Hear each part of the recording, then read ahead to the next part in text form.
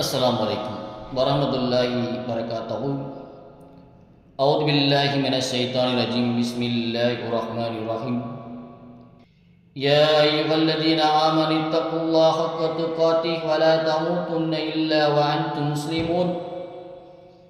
या अय्युहल्लज़ीना आमनुत्तक़ुल्लाह व क़ूलू क़ौलन सदीदा युस्लिह लकुम अअमालकुम व यग़फिर लकुम ज़ुनूबकुम वमन युतिइल्लाह व रसूलहु फ़क़द फ़ाज़ फ़ौज़न अलीमा।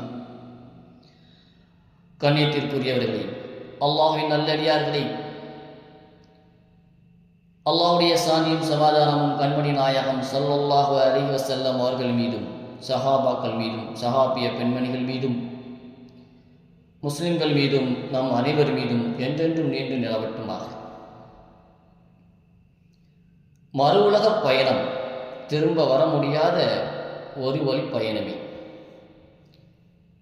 இன்னைக்கு தங்களுடைய வாழ்வாதாரங்களை தேடி வெளிநாடுகளுக்கு செல்பவர்கள் தனக்கு இங்கு எதை வாக்களிக்கப்பட்ட, எதற்கு உத்தரவாதம் அளிக்கப்பட்ட அவர்கள் வெளிநாடுகளுக்கு சென்றார்களோ அந்த வாக்களிக்கப்பட்ட வேலைகளுக்கு மாற்றமான வேலைகளில் அவர்கள் மாட்டிக்கொள்ளும் போது, அப்படி மாட்டிக்கொள்ளக்கூடியவர்கள், நான் வங்கியில் பியூன் வேலை என்று சொல்லி நம்பி வந்தேன், ஆனால் எனது கஃபில் என்னை வயக்காட்டில் தூக்கி போட்டுட்டான். கார் டிரைவர் வேலைக்கு தான் வந்தேன், ஆனால் எனது கஃபில் என்னை காட்டில் ஆடு ஒட்டகம் மேய்க்கக்கூடிய வேலையில் தூக்கி போட்டுட்டான். கம்பெனியில் மேனேஜர் என்று சொல்லித்தான் என்னுடைய ஏஜென்ட் என்னை இங்கே அனுப்பி வச்சான், ஆனால் இங்கே என்னைய சமையல் வேலையில் தள்ளிவிட்டார்கள். 8 மணி நேரம் டியூட்டி, 2 மணி நேரம் ஓட்டி, ஓவர் டைம் என்றார்கள். ஆனால் இங்கே வந்து பார்த்தா 18 மணி நேரம் டியூட்டி. எனக்கு உண்ண உணவு இல்லை, உறங்க நேரமே இல்லை. பகல் நேரத்தில் இங்கே கடுமையான வெயில், இரவு நேரத்தில் தாங்க முடியாத குளிர்.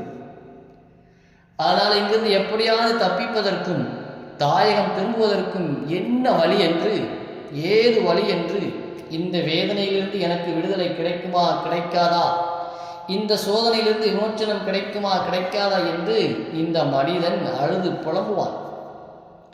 தன்னுடைய சொந்தம், பந்தம், தனது ஊர், மாவட்டம், மாநிலம் என்று ஒவ்வொரு வட்டமாக தேடி அலைவான். தன்னை தெரிந்தவர்களிடத்திலாம் என்ன செய்வான், இந்த மனுஷன் போய் கேட்பான், என்னை எப்படியாவது ஊருக்கு அனுப்பிச்சிருங்க, எனக்கு இந்த வேலை பார்க்க முடியல, கஷ்டமாக இருக்கு, அப்படி இப்படி என்ன செய்வான், கும்புவான், புலம்புவான். இப்படி ஒவ்வொருத்தரையாக தேடி தேடி அவன் ஒவ்வொருத்தரையும் அணுகுவான். தன்னை விடுவிப்பதற்கும் அந்த வெளிநாட்டிலிருந்து எப்படியாவது வெளியேறுவதற்கும் இந்த மனிதன் முயற்சி செய்கிறான். இப்படி தனக்கு கிடைக்கக்கூடிய எல்லா வாய்ப்புகளையும், அத்தனை வாய்ப்புகளையும் இந்த மனிதன் பயன்படுத்துவான். தன்னை தற்காத்துக் கொள்வதற்கும் அதிலிருந்து தப்பித்து கொள்ளவும் எத்தனை வாசனைகள் இருக்கோ அத்தனை வாசல்களிலும் போய் கதவை தட்டுவான். வேறு வழியே இல்லை என்று ஆனதற்கு பிறகு இதற்கெல்லாம் அறப்பகங்கள் இருக்கக்கூடிய ஒரே ஒரு வழி என்னவென்றால் சிறையில் மாட்டுவதுதான். சிறையில் மாட்டிவிட்டால் அதற்கு பிறகு அவர்களாக என்ன செய்வார்கள், இவர்களை தாயகத்துக்கு அனுப்பிவிடுவார்கள். இப்படி மானத்தையும் மரியாதையும் இழந்தாவது, அடுத்தவர் கையையும் காலையும் பிடிச்சாவது, எப்படியாவது மடிப்பிச்சை கேட்டாவது அந்த அரபு நாட்டிலிருந்து தப்பி தாயகம் திரும்பி விடுவான். இது இம்மையில் ஏற்படக்கூடிய ஒரு சோதனை. இப்போது இந்த நிலைமையையும் மறுமையில் ஏற்படக்கூடிய நிலைமையையும் நாம் சற்று ஒப்பிட்டு பார்க்க வேண்டும். மனிதன் மறுமையை நோக்கிய பயணத்தில் முதலில் அவன் சந்திக்க இருக்கக்கூடியது மரண வேலைதான். அந்த மரண வேலையில் உயிர் கைப்பற்றப்படும் போது மறுமை என்றால் என்னவென்று கண் எதிரே அவன் பார்த்து விடுகிறான். அப்போது அவன் வைக்கின்ற கோரிக்கை இதுதான். முடிவில் அவர்களில் யாருக்கேனும் மரணம் வரும்போது, என் இறைவா, நான் விட்டு வந்ததில் நல்லறம் செய்வதற்காக என்னை திருப்பி அனுப்புங்கள் என்று கூறுவான். அவ்வாறில்லை, இது வாய் வார்த்தை தான். அவன் அதை கூறுகிறான். அவர்கள் உயிர்ப்பிக்கப்படும் நாள் வரை அவர்களுக்கு பின்னால் திரை உள்ளது என்று திருக்குரான் சொல்லி காட்டுகிறது. இப்படி மரண தருவாயிலேயே ஊருக்கு, உலகுக்கு திரும்ப அனுப்புவீங்கள் என்று கேட்கவும் கெஞ்சவும் இந்த மனிதன் ஆரம்பித்து விடுவான். ஆனால் அவனது இந்த கோரிக்கை அங்கு நிராகரிக்கப்பட்டு விடும். தீமைகளை செய்துவிட்டு மரணம் நெருங்கக்கூடிய வேலையில் மட்டும் நான் இப்போது மன்னிப்பு கேட்கிறேன் என கூறுவோருக்கும் ஏக இறைவனை மறுப்போராகவே மரணித்தோருக்கும் மன்னிப்பே இல்லை. அவர்களுக்காகவே துன்புறுத்தும் வேதனையை தயாரித்துள்ளோம்.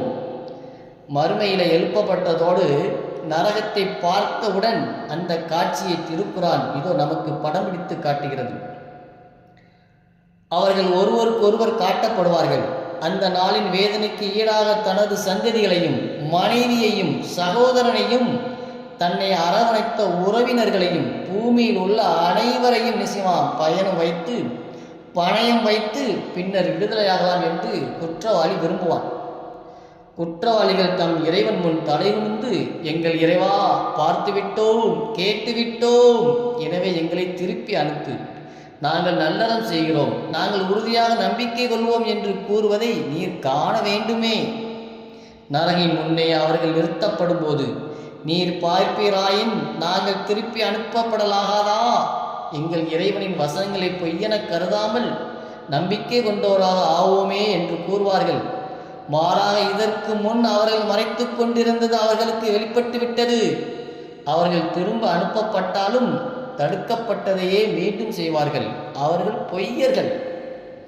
வெளிநாட்டு வாழ்க்கையையும் மறுமையில் ஏற்படும் நிலைமையையும் ஒப்பிட்டு பாருங்கள். இந்த உலகத்திற்கு திருப்பி அனுப்புமாறு கெஞ்சுகின்றான். ஆனால் அவனது கோரிக்கை அங்கே நிராகரிக்கப்படுகின்றது.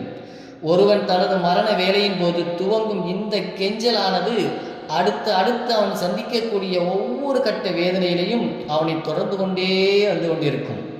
பணமும் பந்தமும் பயனளிக்காத அந்த நாள் நரகத்தின் காட்சி அப்படி ஒரு காட்சி.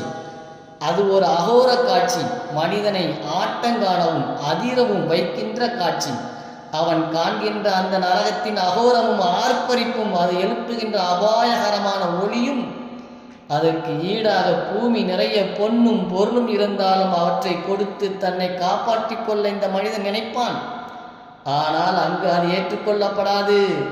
அநீதி இழைத்தோருக்கு பூமியில் உள்ளவை அனைத்தும், அத்துடன் அது போன்ற இன்னொரு மடங்கும் இருக்குமானால் கியாமத்து நாளில் தீய வேதனைக்கு ஈடாக கொடுப்பார்கள். அவர்கள் எண்ணி பார்க்காதவை அல்லாஹ்விடமிருந்து அவர்களுக்கு வெளிப்படும். அப்போது அவர்கள் தங்கள் வாழ்நாளில் பேசியதை எடுத்து கூறி நரகத்தின் வேதனை அனுபவியுங்கள் என்று இறைவன் பதிலளிப்பான். இதற்கு முன் அவர்கள் மறைத்து கொண்டிருந்தது அவர்களுக்கு வெளிப்பட்டு விட்டது. அவர்கள் திரும்ப அனுப்பப்பட்டாலும் தடுக்கப்பட்டதையே மீண்டும் செய்வார்கள். அவர்கள் பொய்யர்களே. நமது இந்த உலக வாழ்வு தவிர வேறு வாழ்க்கை கிடையாது, நாங்கள் உயிர்ப்பிக்கப்படுவோர் அல்லர் என்று அவர்கள் கூறுகின்றனர். தமது இறைவன் முன் அவர்கள் நிறுத்தப்படும் போது நீர் பார்ப்பீராயின் இது உண்மை அல்லவா என்று இறைவன் கேட்பான். ஆம், எங்கள் இறைவன் மீது ஆணையாக உண்மையே என அவர்கள் கூறுவார்கள். நீங்கள் என்னை மறுத்து கொண்டிருந்ததால் வேதனை சுவையுங்கள் என்று இறைவன் அவர்களை பார்த்து கூறுவான். இப்போது அவன் நரகத்தில் தூக்கி வீசப்படுவான். அப்போது அவனிடம் மலக்குகள் எழுப்புகின்ற கேள்வியும் அவன் அளிக்கின்ற பதிலையும் பாருங்கள். அதில் அவர்கள் போடப்படும் போது அது கொதித்து கொண்டிருக்கும் நிலையில் அதனிடமிருந்து கடும் இறைச்சலை அவர்கள் செவியுறுவார்கள். கோபத்தால் அது வெடித்திட முற்படும். ஒவ்வொரு கூட்டத்தினரும் அதில் போடப்படும் போதெல்லாம், எச்சரிக்கை செய்பவர் உங்களிடம் வரவில்லையா என்று அதன் காவலர்கள் அவர்களை கேட்பார்கள். அதற்கு அவர்கள், ஆம், எச்சரிப்பவர் எங்களிடம் வந்தார், ஆயினும் பொய்யென கருதினோம். அல்லாஹ் எந்த ஒன்றையும் அருளியதில்லை, நீங்கள் பெரிய வழிகேட்டிலேயே இருக்கின்றீர்கள் என்று கூறினோம் என கூறுவார்கள். அந்த நாளில் தமது தலைகளை உயர்த்தியோராக தரிகட்டு ஓடுவார்கள். நிலைகுத்தி அவர்களின் பார்வை பழைய நிலைக்கு திரும்பவே திரும்பாது. அவர்களின் உள்ளங்களும் அங்கு செயலற்றுவிடும். மனிதர்களை வேதனைப்படுத்தும் நாளை பற்றி அவர்களுக்கு எச்சரிக்கை செய்கிறாக. அந்த நாளில் எங்கள் இறைவா, குறைந்த காலம் எங்களுக்கு அவகாசம் அளிப்பாயாக, உனது அழைப்பை ஏற்றுக்கொள்கிறோம், தூதரை பின்பற்றுகிறோம் என்று அநீதி இழைத்தோர் கூறுவார்கள். எங்களுக்கு அழிவே இல்லை என்று இதற்கு முன் நீங்கள் சத்தியம் செய்து கூறிக்கொண்டிருக்கவில்லையா என்று இறைவன் அவர்களை பார்த்து கேட்பான். அரப்பு நாட்டிலிருந்து தப்பி வர முனைந்தது போன்றும் முயற்சித்தது போன்றும் இப்போது நரகத்திலிருந்து தப்பி வர நினைக்கின்றான். ஆனால் நரகத்திற்கு திரும்ப அவன் அனுப்பப்பட்டு விடுகின்றான். அங்கே அவன் ஒரு நாள் விடுமுறை வேண்டி விண்ணப்பம் கொடுக்கின்றான். வேதனையிலிருந்து ஒரு நாள் விடுமுறை கோரி நரகத்தின் அதிகாரிகள் என்ன செய்கிறான்? இந்த மனிதன் விண்ணப்பிக்கின்றான். உங்கள் இறைவனிடம் பிரார்த்தனை செய்யுங்கள், இவ்வேதனையை ஒரே ஒரு நாள் அவன் லேசாக்குவான் என்று நரகத்தில் கிடப்போர் நரகத்தின் காவலர்களிடம் கூறுவார்கள். அதற்கு நரகத்தின் அதிகாரிகள் சொல்லுகின்ற பதில் என்ன தெரியுமா? இதோ பாருங்கள், உங்களிடம் உங்கள் தூதர்கள் தெளிவான சான்றுகளை கொண்டு வரவில்லையா என்று அவர்கள் கேட்பார்கள். அதற்கு இவர்கள் சொல்வார்கள், ஆம் ஆம் என்று கூறுவார்கள். அப்படியானால் நீங்களே பிரார்த்தியுங்கள் என்று நரகத்தின் காவலர்கள் கூறுவார்கள். ஏக இறைவனை மறுப்போரின் பிரார்த்தனை அங்கே வீணாகவே முடியும். எரியும் நெருப்பில் எரியப்பட்டதும் அங்கும் அவன் ஊருக்கு உலகுக்கு அனுப்பி வையுங்கள் என்று கெஞ்சுவான், கதறுவான். எங்கள் இறைவா, எங்களை 2 தடவை மரணிக்க செய்தாய், 2 தடவை உயிர்ப்பித்தாய், எங்கள் குற்றங்களை நாங்கள் ஒப்புக்கொள்கிறோம், தப்பிக்க வழியேதும் உள்ளதா, தப்பிக்க வழியேதும் உள்ளதா என்று அவர்கள் கேட்பார்கள். மரணத்தை கேட்டும் மன்றாடக்கூடிய அவல நிலைதான் அங்கு ஏற்படும். தப்பிக்க வழியே இல்லை என்போது அவர்கள் மரணத்தை கேட்டும் மன்றாடுவார்கள்.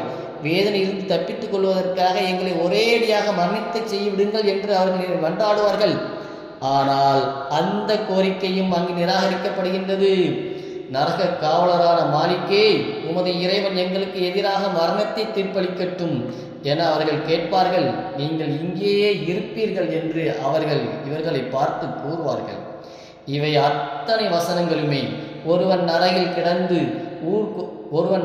கிடந்து கொண்டு ஊருக்கு உலகுக்கு திரும்ப அனுப்புங்கள் என்று கெஞ்சி கேட்கின்ற புலம்பல்களாகும். இறுதியாக இவர்களிடம் அல்லாஹ் சொல்கின்ற வார்த்தையை கேளுங்கள். எங்கள் இறைவா, எங்களை வெளியே அனுப்பு, நாங்கள் செய்து வந்தது போலன்றி இனிமேல் நல்லறங்களை செய்கிறோம் என்று அங்கே அவர்கள் கதறுவார்கள். படிப்பினை பெறும் அளவு உங்களுக்கு நாம் வாழ்நாளை அளித்திருக்கவில்லையா? எச்சரிக்கை செய்பவர் உங்களிடம் வரவில்லையா? எனவே அனுபவியுங்கள், அநீதி இழைத்தோருக்கு எந்த உதவியாளரும் இல்லை என்று இறைவன் அவர்களை பார்த்து கூறுவான். இவை அனைத்துமே நமக்கு உணர்த்தக்கூடிய உண்மை ஒன்றே ஒன்றுதான். உலகில் வாழும்போது வெளிநாட்டு வாழ்க்கைக்கு சென்று அங்கே வேலை சரியில்லை என்றதும் தப்பித்து வந்தது போல் மறுமை வாழ்க்கையிலிருந்து தப்பி வரவே முடியாது என்பதை உணர்த்துகின்றன. முஸ்லிம்களானாலும் சரி, முஸ்லிம்கள் அல்லாதவர்களானாலும் சரி, இந்த நாளை பற்றி கடு அளவு கூட அச்சமற்று இருக்கின்றார்கள். மறுமை உலகம் என்பது திரும்ப வர முடியாத ஒரு வழிப்பாதையும் ஒரு வழி பயணமுமாகும். அப்படிப்பட்ட ஒரு வழி பாதையில் வெற்றி பெற்று சுவனம் அடையக்கூடிய நன்மக்களாக அல்லாஹ் நம் அனைவரையும் ஆக்கி அருள் புரிவானாக. அஸ்ஸலாமு அலைக்கும் வரஹ்மத்துல்லாஹி வபரகாத்துஹு.